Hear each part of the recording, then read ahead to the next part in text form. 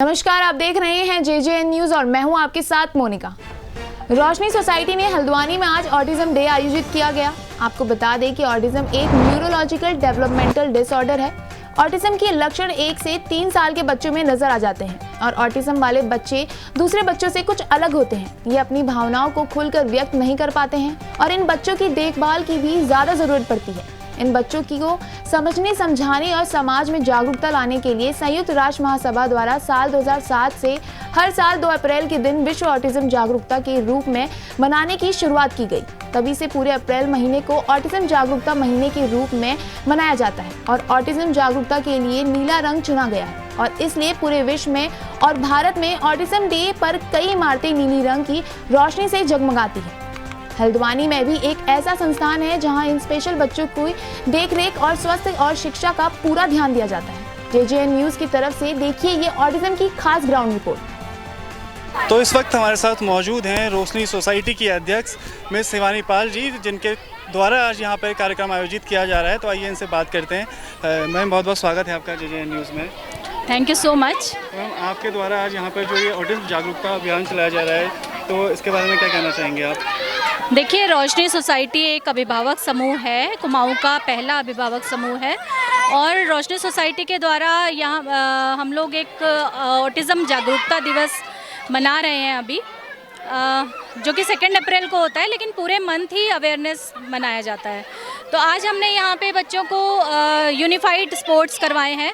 Unified मतलब normal बच्चे और हमारे स्पेशल बच्चे, इन बच्चों के बीच में हमने स्पोर्ट्स कराए हैं और इनके थोड़ा रंगारंग कार्यक्रम हुए हैं। इन्होंने बच्चों ने डांस किया है, कुछ इनकी नुक्कड़ नाटक टाइप हुआ है बच्चों का। एंड इसके साथ साथ मैं अगर ये बताऊं कि ऑटिज़म के बारे में थोड़ा सा मैं कहना चाहूँगी कि ऑटिज़म एक स्वालीनता कहते हैं हिंदी में, और इसका मतलब है कि बच्चा अपने आप में ही पूरी तरह से मगन रहता है। उसे बाहरी दुनिया से मेल जोल बिल्कुल पसंद नहीं होता है, वो किसी से भी मिलना नहीं चाहता है और अपने ही धुन में रहता है। तो अगर हम ये देखते हैं कि छोटा बच्चा है, 1.5, 2, 3, 2.5 साल का बच्चा है और अगर वो अपने नाम को सुनकर रिस्पॉन्ड नहीं कर रहा है या फिर आपको आवाज़ देने पे वो आपका बिल्कुल ध्यान नहीं दे रहा है, अपने आप ही मगन है, पेरेंट्स के साथ ज़्यादा इन्वॉल्व नहीं हो रहा है, भाई बहनों के साथ इन्वॉल्व नहीं हो रहा है, तो और स्पीच अगर उसकी नहीं है तो हमें ये समझ लेना चाहिए कि कहीं ना कहीं ऑटिज़म के कैरेक्टरिस्टिक्स हो सकते हैं। तो जितनी जल्दी हम अर्ली इंटरवेंशन के लिए थेरेपिस्ट के पास उनको लेकर जाएंगे, उतनी ही जल्दी उनका विकास हो सकता है, उतनी जल्दी वो लोग ये बच्चे आगे विकास के इनके चांसेस होते हैं। और ऑटिज़म वाले बच्चे ऐसा नहीं है कि आगे जाकर बहुत कुछ कर सकते हैं, अगर इनकी एनर्जी को चैनलाइज किया जाए और इन्हें एक अच्छी एक स्ट्रक्चर्ड वे में इनको सारा इनकी एक्टिविटीज़ प्लान की जाए तो ये बच्चे बहुत आगे तक जा सकते हैं। तो यही है, मैं इंटरनेशनल डे की पूरे विश्व में सभी पेरेंट्स को, सभी को बधाई देना चाहती हूँ बहुत बहुत, और समाज से भी ये मैं अपील करना चाहती हूँ रोशनी सोसाइटी के माध्यम से कि इन बच्चों को भी अपने साथ शामिल करें। ये अलग नहीं है बिल्कुल भी, ये भी हमारे जैसे ही हैं और दूसरे बच्चों के जैसे ही हैं, बस ये है कि इनको थोड़ा समझने की ज़रूरत है।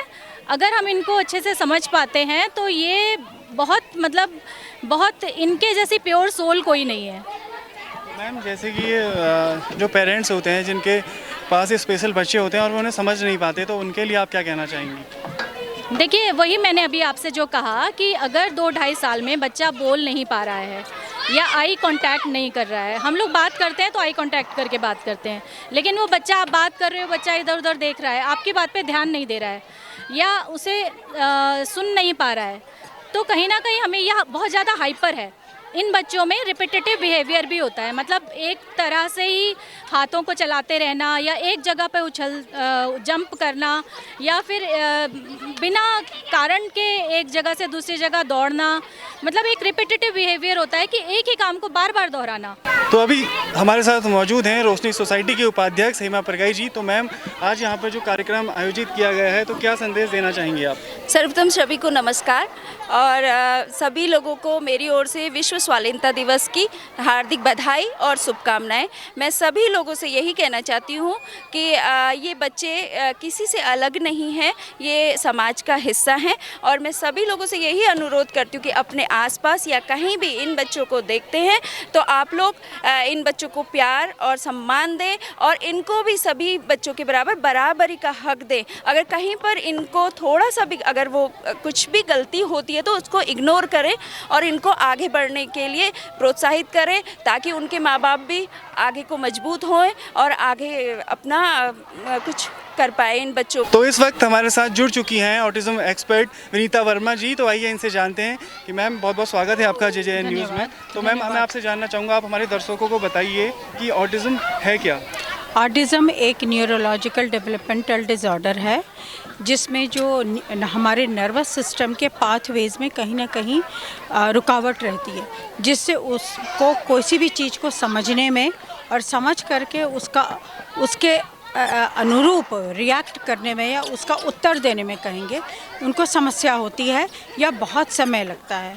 तो इसलिए उनको समय देना चाहिए और बहुत सी चीज़ें जैसे कॉम्प्लेक्स चीज़ें उनको समझने में मुश्किल होता है, तो हमें उनकी इस समस्या को समझना चाहिए और यही कारण है कि स्पेशल एजुकेशन के अंतर्गत उनके लिए एक स्ट्रक्चर्ड प्रोग्राम तैयार किया जाता है।